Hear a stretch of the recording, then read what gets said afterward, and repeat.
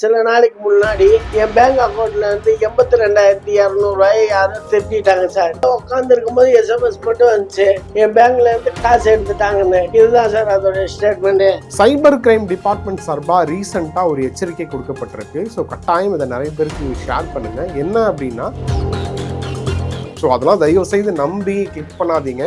Suppose நீங்கள் வாட்ஸ்அப்பில் ஏதாவது ஏபிகே ஃபைல் ஷேர் பண்ணுறாங்க அப்படின்னா தயவு செய்து அதை கிளிக் பண்ணிடாதீங்க. முன்பை விட இப்போ இந்த ஸ்கேமர்ஸ் மோசடி கும்பல் ரொம்ப தீவிரமாக செயல்பட ஆரம்பிச்சிட்டாங்க. டெக்னிக்கலாக ஏமாற்ற ஆரம்பிச்சிருக்காங்க. கரண்ட் சுச்சுவேஷனுக்கு ஏற்ற மாதிரி பொய் சொல்லி ஏமாற்ற ஆரம்பிச்சிருக்காங்க. இப்போ இந்த வீடியோவில் 3 விதமான ஸ்கேமை பார்க்க போகிறோம்.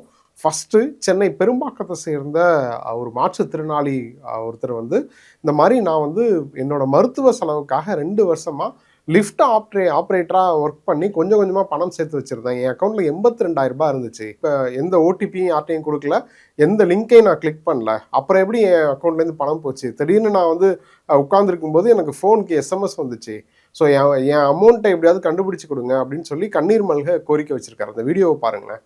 சில நாளைக்கு முன்னாடி என் பேங்க் அக்கௌண்ட்ல இருந்து 82,200 யாரும் திருப்பிட்டாங்க சார். அவர் மாற்றத்தினால என்னால கால் வலி தாங்க முடியல சார். இதுக்காக நான் கஷ்டப்பட்டு சேர்த்த காசை யாரோ திருப்பிட்டாங்க. யாருன்னு தெரியல. என் பேங்க்ல போன SMS எனக்கு பேங்க்ல நான் எதுவுமே ஓடிபியும் சொல்லலை, நான் எதுவும் லிங்க்கும் டச் பண்ணல சார்.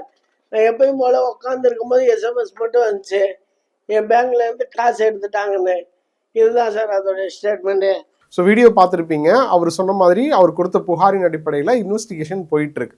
ஸோ அதாவது இந்த கேஸில் அவர் ஓடிபி ஷேர் பண்ணல, லிங்கை கிளிக் பண்ணல. பட் லிங்கை எதையுமே பண்ணாமலேயே ஏடிஎம்லேருந்து பணம் எடுத்திருக்காங்க. அவரோட அக்கௌண்ட்லேருந்து ஏடிஎம்லேருந்து பணம் எடுத்ததா சொல்கிறாப்புல.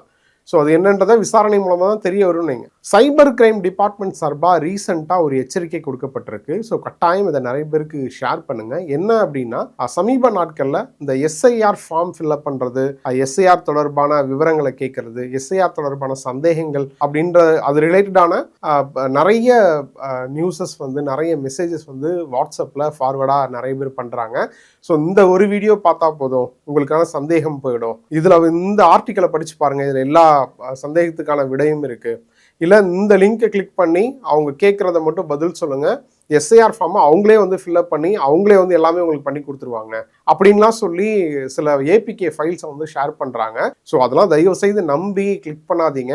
சப்போஸ் நீங்கள் வாட்ஸ்அப்பில் இந்த SIR தொடர்பாக ஏதாவது ஒரு ஃபார்ம் வருது, இல்லை SIR தொடர்பாக ஏதாவது அதுக்கான சொல்யூஷன் சொல்லி அட்ராக்ட் பண்ணுற மாதிரி ஏதாவது சொல்லி ஏதாவது ஏபிகே ஃபைல் ஷேர் பண்ணுறாங்க அப்படின்னா தயவு செய்து அதை கிளிக் பண்ணிடாதீங்க. கிளிக் பண்ணி அந்த ஏபிகே ஃபைலை டவுன்லோட் பண்ணிடாதீங்க. அப்படி டவுன்லோட் பண்ணிட்டீங்க அப்படின்னா உங்களோட வாட்ஸ்அப் ஹேக் செய்யப்படலாம், உங்களோட பேங்க் அக்கௌண்ட்ல இருக்கிற பணம் திருடப்படலாம் அப்படின்னு சொல்லிட்டு சைபர் கிரைம் சார்பாக ஒரு எச்சரிக்கை கொடுக்கப்பட்டிருக்கு. இதுக்கு முன்னாடி SBI ரிவார்ட் பாயிண்ட் அப்படின்னு சொல்லிட்டு SBI ரிவார்டு அப்படின்னு சொல்லி ஏபிகே ஃபைல் ஷேர் பண்ணாங்க.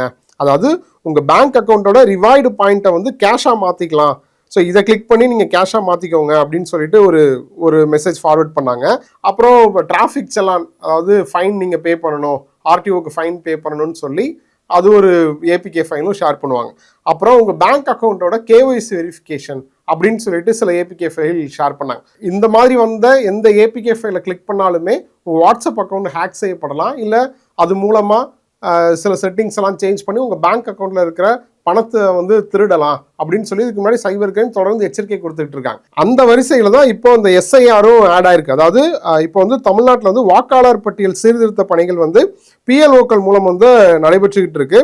ஸோ இந்த சிச்சுவேஷனை யூஸ் பண்ணி இந்த கும்பல் என்ன பண்ணுது அப்படின்னா, வாட்ஸ்அப்பில் வாக்காளர் பட்டியல் சிறப்பு தீவிர திருத்தத்தில் வாக்காளர் பெயர் மற்றும் வாக்காளரின் நிலை போன்ற விவரங்களை அறிந்து கொள்ள அப்படின்னு சொல்லிட்டு ஒரு தலைப்பு கொடுத்து SIR எலெக்ஷன் கமிஷன் அப்படின்னு சொல்லி ஒரு ஏபிகே ஃபைலை ஷேர் பண்ணுறாங்க. ஸோ இப்படி வரக்கூடிய ஏபிகே ஃபைல் மூலமாக நீங்கள் உங்களோட பேங்க் அக்கௌண்ட் ஹேக் செய்யப்பட்டு உங்கள் பணம் திருடப்படலாம். ஸோ எச்சரிக்கையாக இருங்க. இப்படி வர எந்த ஏபிகே ஃபைலுமே கிளிக் பண்ணிடாதீங்க அப்படின்னு சொல்லி சைபர் கிரைம் சார்பாக எச்சரிக்கை கொடுக்கப்பட்டிருக்கு. ஸோ மூணாவதாக இன்னொரு ED சார்பாகவே ஒரு அலர்ட் கொடுத்துருக்காங்க. என்ன சொல்லியிருக்காங்க அப்படின்னா, எலெக்ஷன் கமிஷன் சார்பாக இல்லை உங்களோட அடையாள அட்டையில் பெயர் மாற்றுறதுக்கு, இல்லை வேற ஏதாவது திருத்தம் செய்கிறதுக்கு, இல்லை இந்த SIR தொடர்பான விவரங்களை நீங்கள் கொடுக்கறதுக்கு, இல்லை வாங்குறதுக்கு, ஃபார்ம் வாங்குறதுக்கு, இது எதுக்குமே எலெக்ஷன் கமிஷன் சார்பாக OTP கேட்க மாட்டாங்க ஸோ நீங்கள் உங்களுக்கு யாராவது கால் பண்ணி நாங்கள் எலெக்ஷன் கமிஷன்லேருந்து பேசுகிறோம், இல்லை எலெக்ஷன் கமிஷன் ஆஃபீஸர் பேசுகிறோம், இல்லை லோக்கல் இந்த மாதிரி இடத்துல இருந்து அந்த எஸ்ஐஆர் தொடர்பான அலுவலகத்தில இருந்து நாங்கள் பேசுகிறோம், உங்கள் பேங்க் ஒரு ஓடிபி வந்திருக்கு, அந்த ஓடிபி சொல்லுங்கள் அப்படின்லாம் வந்து நாங்கள் வந்து கேட்க மாட்டோம். ஸோ அந்த பேரை சொல்லி, கவர்மெண்ட் பேரை சொல்லி யாராவது ஓடிபி கேட்டால் அவங்களுக்கு ஷேர் பண்ணிடாதீங்க அப்படின்னு சொல்லியும் இடி சார்பாக ஒரு எச்சரிக்கை கொடுக்கப்பட்டிருக்கு.